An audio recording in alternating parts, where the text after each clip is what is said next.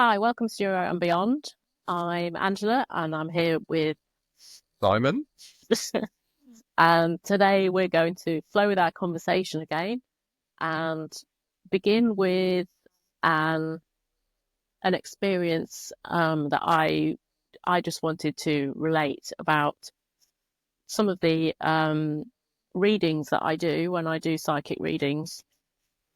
I had a reading yesterday with somebody who is in a very difficult place. And unbeknownst to me, the reading was booked in, and I've not done one for 12 months, but I felt compelled to accept this reading. And I also felt compelled to be there in person and not to do it over the phone, which I would normally have done. And when I got there, I then understood. I was given information and given a please, please help, please assist. And the client was in a really dark place. And yeah, I felt that only the information that was brought through, key messages that only the past loved one could have said to her, that brought her back, hopefully, from where she was and into having at least a little glint of some future happiness, some future joy, as just a future in itself. So it was very humbling to to to be drawn, intuitively drawn, or by my guides, or however you'd like to describe it. It doesn't really matter. The fact was that I was there to give what I didn't know it was needed, but something that was needed for her. So I did think of you, Simon, talking about a similar experience you'd had, and how it was. It's very much an intuitive draw that takes you. It is, and I think that it's really interesting. I've spoken about this with you before. The experience, it's when I used to lead a team of men in a former life of mine, in the corporate world, where I was a manager of a team who are out on the road a lot. And one of the guys who was always the bubbly one, loud, generally inappropriate a lot of the time. He was the life and soul. And I became aware that he was starting to recede as his personality. And then he started missing jobs, which was very out of character. And he became difficult to get hold of, which, in field work is kind of like a crucial element of keeping a team together. And I persevered and I managed to get hold of him. And he said to me, "Look, I'm really struggling at the moment," and he talked through some issues that were going on in his life. And I've spoken about it before. Gut feeling, there's something that I've always had a very strong gut feeling in situations that have made me realize, or made me feel like I have to take action. Like there's no option but to. You have to, deal with it, and you have to deal with it head on. And as it turned out, as our conversation went on, I realized I was going through my own mental health crisis at the time with depression and anxiety. So I was really struggling myself. And maybe that, as well as my then undiagnosed ADHD, was allowing me to pick up something that really didn't feel right. And it was the gut. It was in my gut. I felt it was really strong. And as our conversation went on, he wasn't really divulging much, but I started to worry. So he was up sort of towards the sort of Coventry way, up towards the Midlands. And I said, "Right, where are you?" And he said, yeah. And I went, "Right, meet me at this hotel," which is, we use hotels all around the place to meet up and stuff, to swap parts and tools and generally catch up and have meetings. So I said, "Right, get to this hotel and I'm going to come and meet you." And I drove, I just jumped in my car, cancelled my appointments for the day, drove up there for 4 hours or so, pulled in there, met up with him. And straight away, his as soon as I saw him, it was I knew that my intuition was right. I knew my gut feeling was right. That something was off. You know, his whole body language was really negative. And so we ended up sitting down, and I think we spoke for about 4 hours, in which he literally let everything out.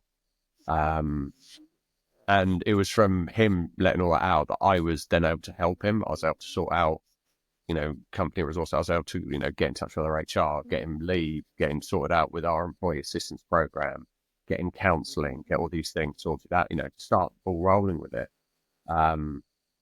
Obviously, he then had to take action with it, but it was, this is what I can do for you right now.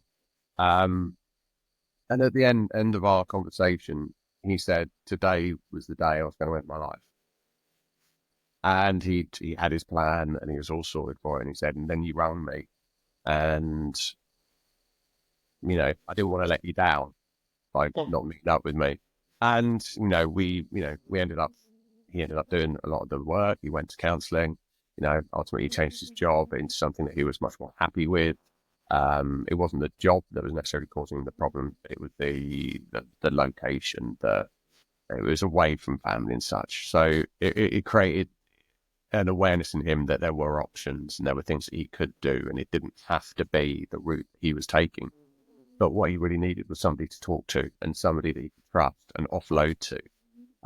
It wasn't going to tell him what to do or how to put it right, but to give him the opportunity, give him the resources that he could take that action himself. And it's this one thing that I always think about. I always think about that moment of, what if I didn't trust my gut feeling? Yes. And I know we can't live by what ifs, but for me, that felt like a really pivotal moment, for not just for him, but for me as well. In that it drove home that I have to trust my intuition. And it's you know, since I got diagnosed with ADHD, it's made me question: is there something there with neurodivergency that gives us this heightened awareness, or this heightened ability to read a situation better than somebody, you know, neurotypical? And it's what's really interesting in the situation you described, because, you know, we always have a little chat before about what we're going to do on the podcast and what we're going to talk about. And I was looking this morning at some notes I'd taken a few weeks ago about ideas, and the one that kept standing out for me was intuition.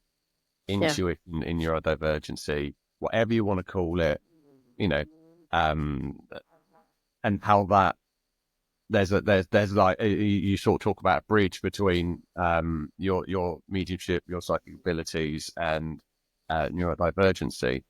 And I just think it's really fascinating, because the first line, I've got it on the screen next to me because neurodivergent, I won't remember it. And it said, ADHD and mediumship, is there a link? Introduce how ADHD brains are often described as being wired differently, with heightened sensitivity to external stimuli and an increased capacity for creativity and intuitive thinking. Yeah. Could this unique neurodivergence open doors to something beyond the everyday world? And that, for me, is like, coincidence? Maybe. Or is it that thing we talk about, everything for a reason, everything for a purpose? And, you know, we don't, you know, we're not messaging each other saying, oh, should we talk about this today? Should we do that? No. It's literally, I do my bit, I'm doing my thing, you're doing your thing. And then we get together and say, how was your week? And you go, this happened. And I'm like,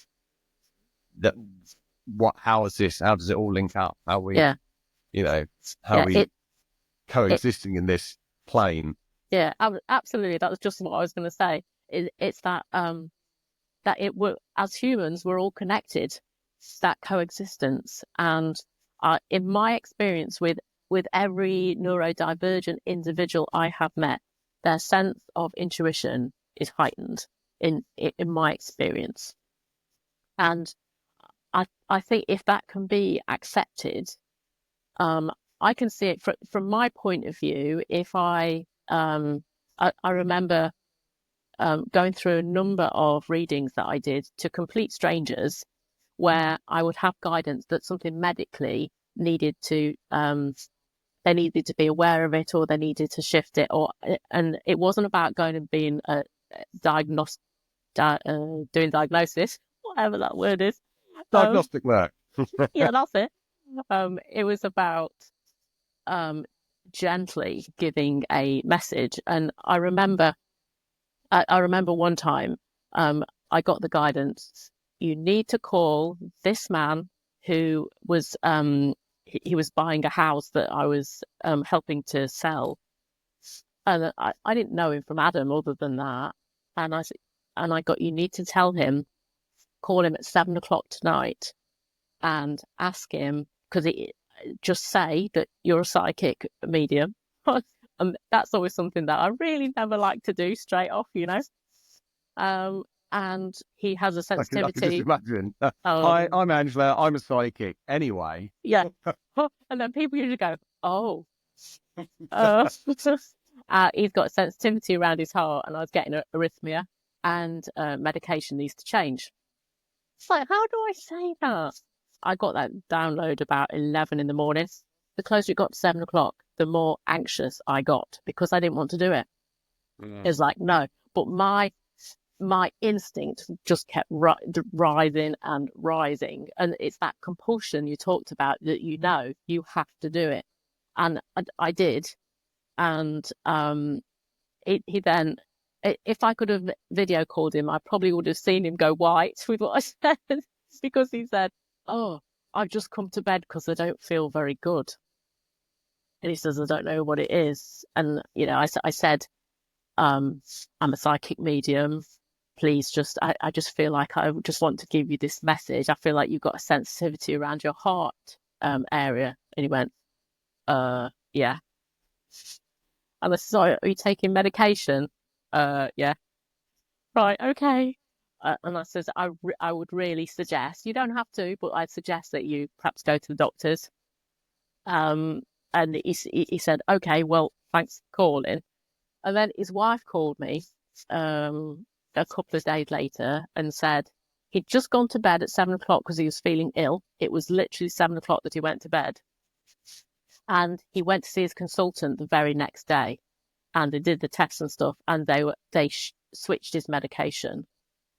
And I then found out later on, it was a few months later, I met somebody who knew him, and said to me that that this guy had lost his brother, and his brother had the same condition as him with his heart, but his brother wouldn't go to the doctors and get it sorted.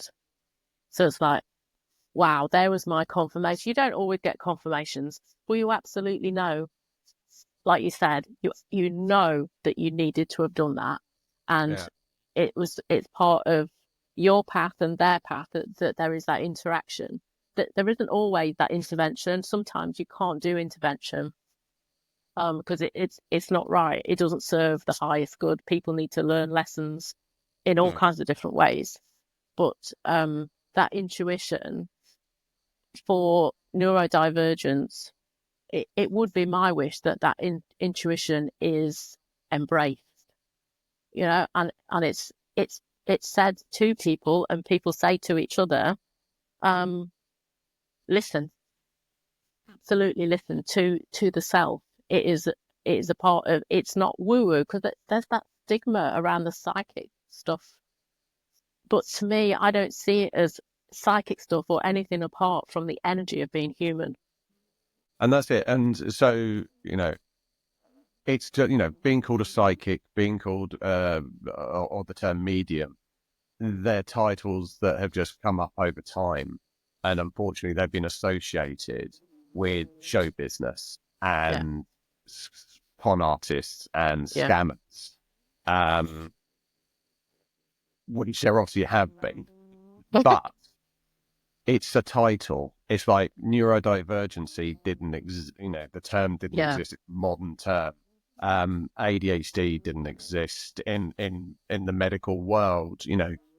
70 years ago, someone like me would probably have been given a frontal lobotomy for my behavior and the way I behave. And my memory, because I struggle with poor executive function and memory and things like that, I would probably have been stuck in an asylum somewhere, Yeah. but, it's difficult because, and I've said from the start, I've grown up with that image of a psychic and a medium, and it being for entertainment purposes. And, in my mind, entertainment is generally fiction in many ways. Yeah. But with everything that I've learned and I've experienced, I would be not foolish, but I wouldn't want to ignore something, because as a society, we're generally brought up to rely on fact. Yeah. It's like we want facts. It's like, I know this table's in front of me, so I can touch it, I can knock it, I can pick it up and I can move it, and I can see my hand in front of my face. We could get into other conversations about, but is it really, and all that. But we're all just in the matrix. But that, because I haven't experienced in the same way as you, it doesn't mean that it doesn't exist. So, like me trying to explain how some days I physically can't do tasks to somebody who's neurotypical, they will go, well, why don't you just get up? Why don't you just do it? And it's like, because I can't. It's not because I don't want to. It's because I actually can't do it. My brain is wired this way, and the connection between my brain and my body is telling me, or there's a battle going on in between. Now, forever I thought I was lazy, stupid, and whatever, and that was the image that people would pick up on me. I don't necessarily think it was, but because I didn't, because of those titles. So I tell everyone, probably too many people, overshare another ADHD. I tell everyone, I've got ADHD, I'm neurodivergent, and you see the same look on the face. I may as well say, I'm psychic, I'm a medium, because I get, it's the same reaction from people. Yeah. And these are the same people who base all their opinions on fact, whereas, they hold views that I don't agree with about politics and stuff. And it's like, but where's the facts? You're not looking at the facts now. So it's like that pick and choose. But I think it's really interesting that, maybe you have a higher form of neurodivergency, that you're able to interpret however these how, I don't know the right terms. I don't want to say spirits or people or however you want to say coming through. Energetic. They're energies to me. Okay. So even energies. In that term, you're getting energies coming through you. In my head, I'm going, well, what does that look like? What does that feel like? Because an inquiring mind and all that. Yeah. But maybe you're on a, because we talk about spectrum and how, like, even people with ADHD, we all exhibit differently. You've got, you've got three types, and I'm fortunate in that I'm combined type, so I get both. But with your, with your abilities, you're on another, you're further on that spectrum. Maybe you're more not susceptible. That's the wrong term. You're more able to connect. You're more able to pick up those signals, those energies. Whereas I'm, you said to me before that I'm a very receptive person. That I've never thought that I've had, energies coming through me or anything like that. But the brain is just such a unknown quantity. We know so little about it, and unfortunately, that there's a lot of hypotheses about psychic and mediumship, and ADHD is still a very under-researched area. Yeah. Or neurodivergency is a very under-researched area. But that's the thing with science. When science learns, science is never, this is it. Science is always, when we find more, we learn more, we can change opinions, we can change thoughts, and, the case in point of they no longer perform lobotomies because people, there's other ways of treating people with mental illness. Yeah. And to be able to, I mean, the example that you gave yesterday, and it's, you've said to me before that it's not, because I was always asking about, when did it start? How does it happen? How do you know? How does it feel? All those kind of things. And it's like, how do you know that that's a thing? How do you know that you've got to have that conversation? And you said, or how do you know that it's worked? Or how do you know that it's, and you relayed cases to me where it's been shown to you, you've said something, or you've had an energy and you've acted on it, and then you were, the evidence is there that you were right to do so. And I think that's really where we come in with this whole with the intuition and the gut feeling, is that I couldn't explain to anybody.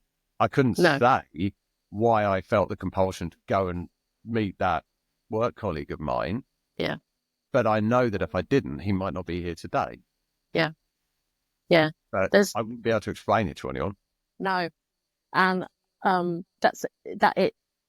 we move into more acceptance when we do have the explanations. When somebody can explain something with a label, well, the science you were talking about, okay, then we can accept it. That's kind of a human safety thing. But you take it into a higher level of frequency and vibration, into the intuition state, people tend to go more with the flow of it and have their own evidence and experiences on which they base their principles, values, and beliefs, I suppose. And as one thing you mentioned was the forgetting and the I just forgot what I was going to say function? Then. Was it executive function? There was something else you said. Not knowing if where the energies that you were tapping into, any energies. And one thing I thought about when we talk, and we can talk for 2 hours at a time straight, and I thought to myself, how can I listen to somebody? How can I be in conversation with somebody for 2 hours? It's not usual for me to do that. And when I then I asked the question of the higher realms and looked at it differently. And from an energetic point of view, what I saw was when you particularly get into the flow, it's like you are live streaming from lots of different, there's a term called higher self. This is our soul, if you like. You are live streaming from your soul, from different areas, different energies that are of a higher vibration in the higher realms. But it's like, you see in movies when there's a storm and the electric cables fall down, and then they're jumping all around and sparking on the road in the water. That's what I was shown, and it linked into what I do. When I do a reading, I can talk for a whole hour and I can't remember a damn thing about what I just said. It's because I am live streaming it through, I don't hold it, because it's not mine to hold, and I couldn't hold all that information from everybody else's life. That certainly wouldn't serve me any good at all. And what a burden that would be. Exactly. Yeah. And so I was drawn to being shown that the forgetting was, it's like when we talk and get into a flow, it's like we are of a higher vibration. It's much more intuitive. It's not according to a point-by-point list, a Q&A. And that brings the forgetting, which, is it a completely bad thing? Well, in the You know? world that has been designed around us, Yeah, yeah, it is. yeah, Because, and that's, I can point to 100 examples of where it didn't serve me and why I struggled in the corporate world. yeah, Um, because one of the things that people demand from you is not, being able to respond, being able to remember things from meetings weeks ago. yeah, Don't you remember that email I sent you last week? What meetings have you got this week? And I'm like, genuinely, no idea. yeah, If you talk about it, it might trigger a memory, but I won't recall the details of it. So, in the corporate world where you're trying to, well, in fact, in most areas of this, the world that we're in, which is why neurodivergent, ADHDers really struggle, yeah, and why there's such a prevalence of mental health illness like depression and anxiety amongst people with ADHD who haven't been diagnosed as yeah, ADHD, because you're in this world and you can't understand it, and why is everybody else seemingly getting on with everything? How can anybody just be able to go and do what they need to do? Whereas for me, it's a spark of 100 conversations and what ifs and maybes and this scenario, yeah, that scenario, and what that might happen and what do I do in that scenario, and which ends in task paralysis.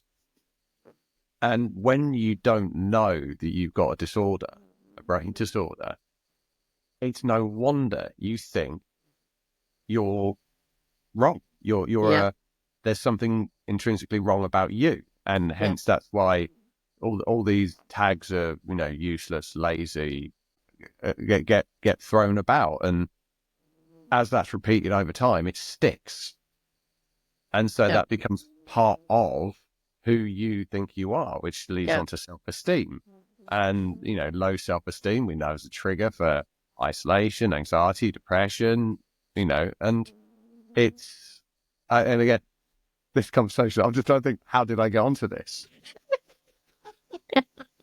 This is a live yeah, example of yeah, that in action. yeah, Well, no, it came and then it went. See, and that's like a constant thing for me. yeah, Is that, and so it is that, it is just a live stream.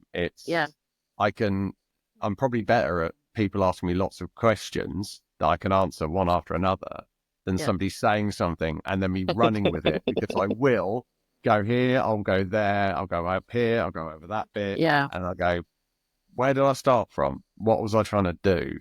yeah. And I But think that's that's a prime example of it. yeah, but that's where the golden nuggets are. That's True. that's where you find. I know you can't do that all the time, but that's where the pearls of wisdom are. That they just arrive. Very often, I know we've both said we catch ourselves saying something and saying, I didn't realise that as I'm saying it right now. I'm saying it live, and I didn't realise that was the case. Yeah. And But that's also why people with ADHD are so good in emergency or stressful situations, yeah, because literally it's focus. It's like I can be hyper. Something happens, I can be hyper focused on it, and I can, right. So we need to do this, this, this, and this, because basically I prepared my whole life for this. And I can answer this. It's like, right. Everybody else is stood around going, I don't know what to do. Right. You phone yeah, for ambulance. You make sure the yeah, area is safe. You do.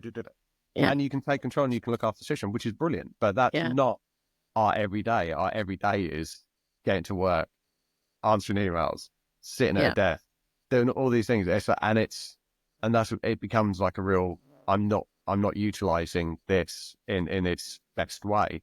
And but as you say, with these conversations, we do come up with these. We've had some brilliant conversations that have come out of almost nowhere.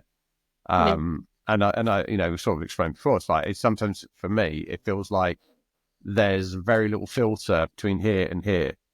And it's like, it is literally, you used the term yourself, it's like a live stream. yeah, And it's surprising. I surprise myself sometimes with what I come out with, in response to, questions, conversations and stimuli. But it's like, again, trying to explain that to somebody who has no experience of it. So you and I could talk about this till the cows come home, because we have a very similar experiences, albeit from different perspectives. Yeah. Which is why, when you told me about your psychic abilities, your mediumship, I didn't immediately go, "That's crap." Yeah, because Yeah, you might say it now, but not then. I might say now. Yeah. But because I can't explain all the things that that happened to me, Yeah. we talked about so many different aspects. So again, we're relatively, so I'll probably be saying this for the next 5 years if we're still doing this, saying we're still relatively new friends, so we're still getting through bits about each other. Yeah. But in that time, so we can all, can already understand each other's energy, and that came up last week. Last week was a perfect example of picking up on a change in energy. Yeah. I don't know if you want to talk about that. Yeah. Yeah, we can do. Yes, I've always been very good at hiding, or so I thought, hiding things that I was trying to processing, like, see, I want to do it down now, the childhood trauma things, processing that. If I'm going through a level of healing as we all do, we do it like an onion. We peel off the layers, and another layer came up for me last week, and of course I tried to hide it because I thought it's not Simon's problem, and it's not the problem of the podcast business that we're doing. It's my problem, and I have to sort it out. So, because Simon says, "Are you all right? What's up with you?" Blunt and to the point. Yeah, like, oh damn. But that was that was a real good trigger for me to then articulate the stuff that I thought was that I didn't feel worthy of saying, that I didn't think was of value. But as I have tried to, help other people, we teach what we most need to learn. That mantra just sits with me constantly. I became a therapist because I needed to learn to unpick all of the shit in my past. And so from that, you said, what did you say? Is that I can't remember how it came about, but you said, right, let's go walk. Get out and move the energy through, which was just the perfect thing to do. And what was our reward for that walk? Oh, we saw the most amazing kingfisher for like 15 minutes, wasn't it? Flitting, At least. Backwards and forwards. Yes. And just as we walked towards the pond, Simon said, "Oh, I saw a kingfisher here once. It was amazing." But it was just a fleeting glimpse. Very much. And I've lived here for 7 years. So I've seen it once in 7 years. Yeah, 30 seconds later, oh, look at that! And from a spiritual guidance point of view, I suppose, that morning I was swapping my handbag and packing it ready to go, and I picked out my key ring, and I thought, I don't need that.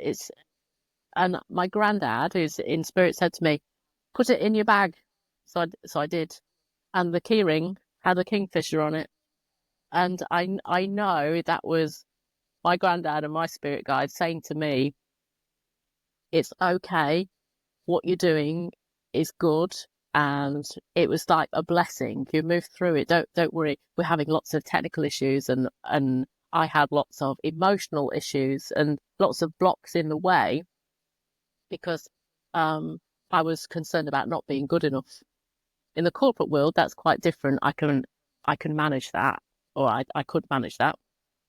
But in where you're setting up something that's very organic and with people who are more friends, and rather than being protected by job descriptions and KPIs, I could do that. but my job description and KPI setting up this podcast is like, whoa, where is that going to go? There is none. So that was something that you very much helped me to face and work through, for which I have great gratitude. No, it's but that comes into that whole intuition. It's like I could straight, as soon as you walked in, I could feel that there was a different energy about you. And it's whether it's picking up on body language, vocal tone, facial expression, whatever it is, you can come and going, like that. I've not said that, but whether it's picking up all these micro expressions and things, it's I could just tell that there was something off. And for a long time, I kept that sort of thing to myself. It's like, well, if they want to tell me, they'll tell me. Yeah. And unfortunately, that way, you're not opening the door to somebody. You're not opening the door to say, look, I'm here. If there's something troubling you, I'm here. I'm here to listen to you, whatever you want to share with me.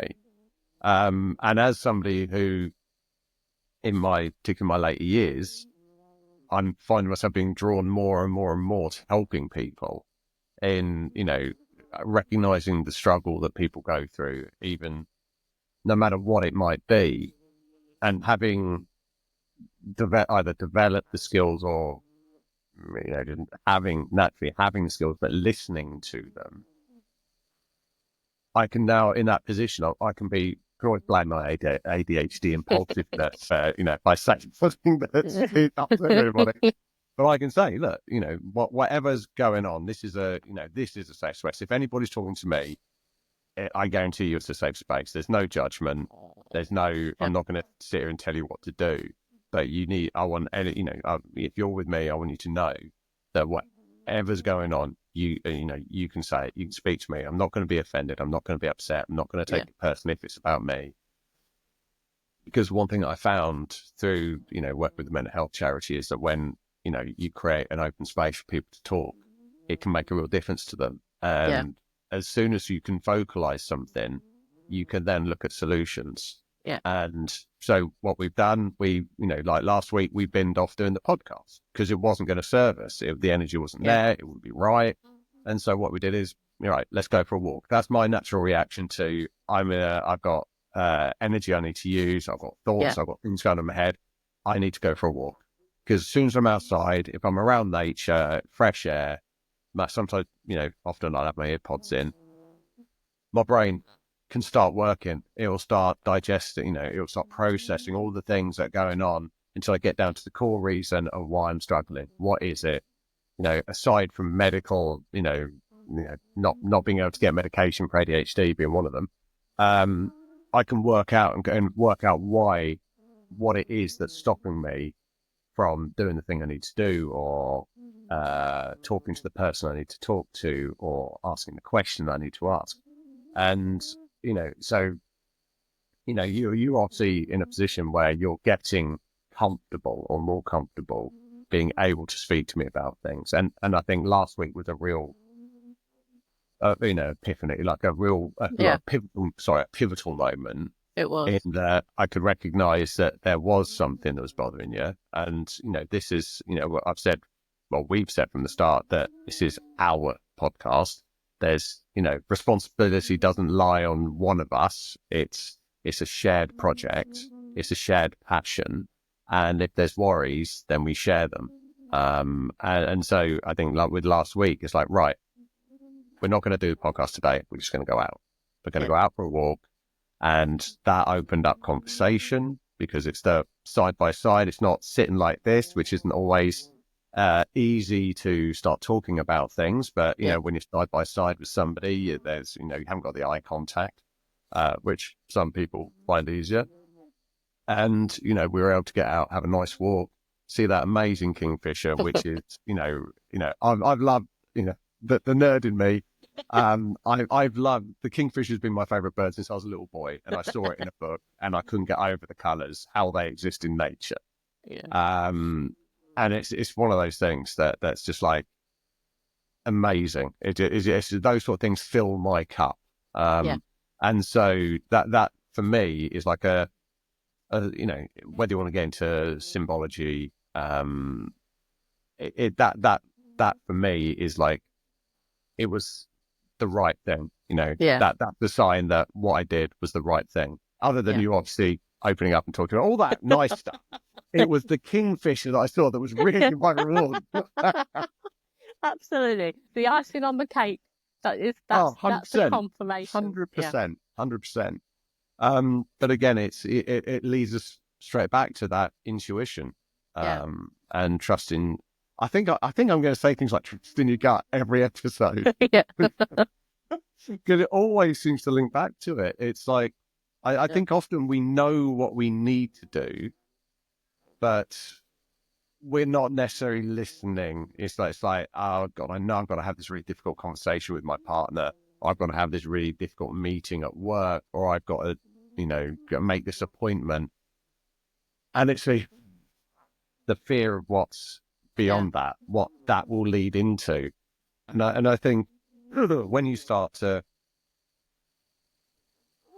look deeper into yourself and to your experiences and what you really want out of life, those conversations become less scary, because what they're actually doing is providing you with answers. And that links into, I think I said in the last podcast or one of the previous ones, about all the difficult moments I've gone through that I thought was so unfair and nearly broke me, and I was very bitter and resentful. As I can look back now from a different mindset, I can look at, they were lessons that I needed to learn. And some of them are painful. Some of them still have left a mark. But they've got me to where I am today. And they've given me the skills that I now have. And some of the lessons were learned because I didn't do what I know I needed to do. So now I can have those difficult conversations. It's not easy, but you still have to go through a process to get to it, of going, right, it's almost like you're playing a detective. It's like, why, why am I not making that phone call? Why won't I make that appointment? Why won't I do that bit of work? Why can't I do it? And other than, I don't want to say other than ADHD, because, I don't think I can separate ADHD from me, because it's for such a big part of my character. But you ultimately, through the process of elimination, get to that, or investigation, you get to that point of like, if I do this, then that's going to open another door to me. Or it's either going to allow me to shut a door, or it's going to allow me to open another door.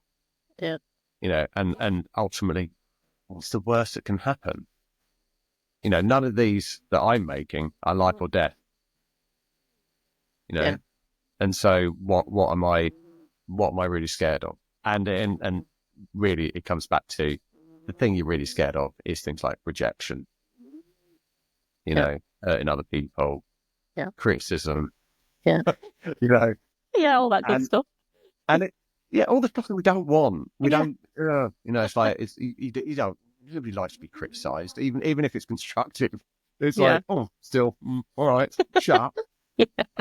I'll try to be a big man and go, okay, thank you very much for that. I appreciate that. I'll take it on board and I'll work on it. I won't, because I've forgotten it already. But it's genuinely, if you go through life trying to avoid everything, you're avoiding confrontation, avoiding the difficult things, it doesn't get you where you want to be. It takes you down a side road to unhappiness and, subpar life. And then it's really hard to come back from that. You can absolutely do it, but it takes a lot more work. There's a saying, it's like, what is it? He's a hard life make hard men, and hard men make an easy life, and easy life make hard life, blah, blah, blah, all that kind of stuff. Because I can never remember it off the top of my head. But when you're challenged and you have to go through these things, once you get past the initial emotional reaction, there's a lesson there, and you generally come out these things stronger. Because, when I've had to do something really difficult that I've really not wanted to do, and I've got over the anxiety and the fear and the adrenaline, at the end of it, I'm like, why was I so worried about that? So that's my message. That's my thing for the week, is that, Yeah. you know, do the difficult thing. Yeah. Listen to your intuition. Yeah. And a click in. Something else you said there just reminded me of the way I work as a medium when I'm bringing through pets loved ones is I ask the client or whoever it is I'm reading, what is the Christian name and the relationship of the person that you want to connect to. And I know that goes against a lot of other mediums protocol. Well, that's the only way I can do it. And I've asked, why can I only do it this way? And my answer from Spirit was because you work energetically, you work on the frequency of that person. So if it's John, father, I immediately snap in. If I don't get that signature, if they don't tell me the name, then it's like there's all of these energetic frequencies, and I'm not quite. I have to work out which one it is. A bit like your But GPS. yeah, but because I get that name, it's a signature like a thumbprint, but in our energetic world. And you talked about there, I walked in the room and you straight away something was off. It's because you have that honed ability to click in, and that's that clicking. And you can click with somebody. We use it in our vernacular language. Oh, we clicked. It's because we found the frequency that we both share, and then we have a similar, familiar foundation of which to work.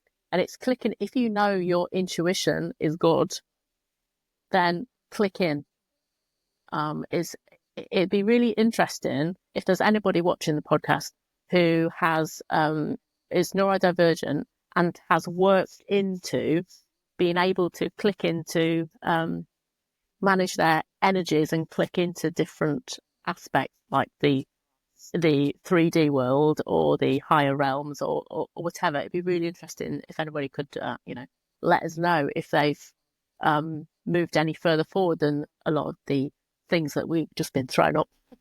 Yeah. But that click in, it's having that attention to an awareness, that self-awareness is so important. So right, I'm going to click in and, like you said, and say, what's the worst that can happen? So and what will this give me? What doors will it open? I click in and say to my spiritual energetic guides, right, show me, help me. What's the worst that can happen with this? What's the best that can happen? Will it serve the highest good to do this? So it's the same. It's so the same, like you say, but coming from different aspects. And if we can bring that together, it brings me the greatest comfort ever to know that I have that connection that I can click in. Yeah. And it's an amazing feeling as well when talking about this clicking, when you meet somebody in the workplace, at a party, wherever you're introduced to, and you just click, because there's so many situations that you go into where there's people who, we call them mood hoovers, who drain your energy. And then you have people who are taking your energy in, and then you're having to really stretch to meet their energy. So when you meet somebody here and you just like that, bang, and it's so easy. It's so easy to have a conversation. It's like you and I, we can walk in and we can sit down, have a cup of tea, coffee, whatever. And it's just like conversation. Boom. And there's no, I've got to pretend, I've got to raise my energy, or I've got to lower my energy. We might have a little bit of a, seeing how, it's usually me, my energy is quite low. I'm tired all the time. It's like, oh, Angela, I'm not tired. It soon picks up though. It does. But then I'm always mindful if I'm pulling your energy down to bring mine up. Right. No. Okay. So I'll answer that now. No. Because I have had to learn when I first, because I've not been psychic for all of my life. Only when I was in my early 30s did it click. I wanting to help people and feeling that, oh, this is a new ability. I connected into people on a base energy level, and picked up all kinds of crap that they got, and they did drain me, and I found it quite difficult at first. And what I had to learn, what my higher guides taught me, was to be like a one-way valve.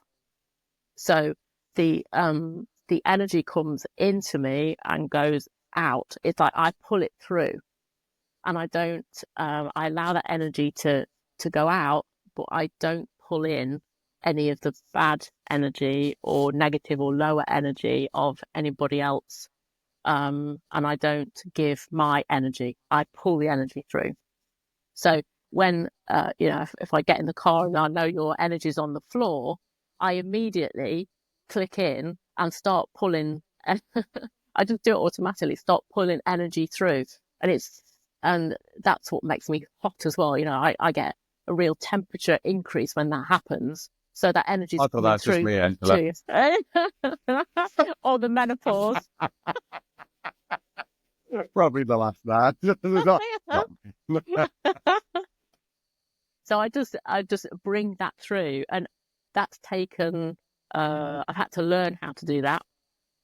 And my question is, can neurodivergent individuals learn how to hone their skills as well, like I've had to learn mine, or I've just been a bit behind in doing it?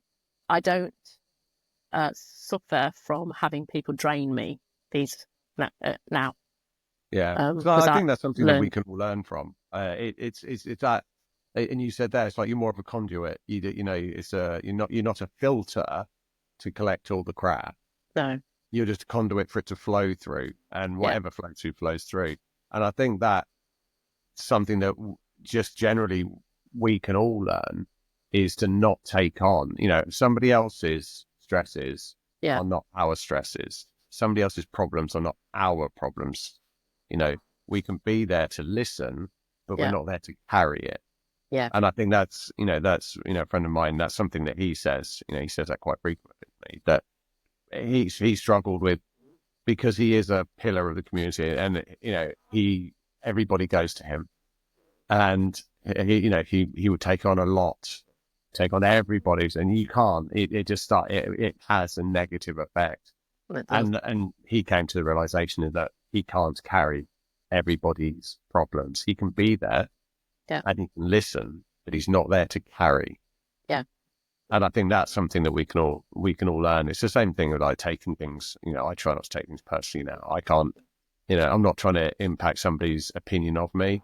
I'm fully aware that not everybody's going to like me. I'm not everybody's cup of tea, and that's fine. That's absolutely fine. Why would I want to be liked by that? For me, is like, why would I want to be liked by everyone? Yeah. Because if I'm liked by everyone, that means that I'm not being me. That means I'm trying to be somebody for everybody else. Yeah, and we wouldn't learn anything if everybody liked everybody. There'd be no learnings, and then there'd be no point in being here on Earth anyway. Yeah, because that's what I believe we're here for, to learn how to cope, put our soul in the lower vibration of all these emotions, which aren't there in the higher dimensions, as far as I can see. No, and it's the just off the top of my head, it's my first thought there was, it's the only non-materialistic thing that we can do in life. That was deep, yeah. You come with nothing. Yeah. What do you leave with? You leave with knowledge. Yeah. And it's our job to pass it on. It is. Okay. Well, that sounded like a really good place to finish, didn't it? It did, yeah. And I was like, oh, meant to that.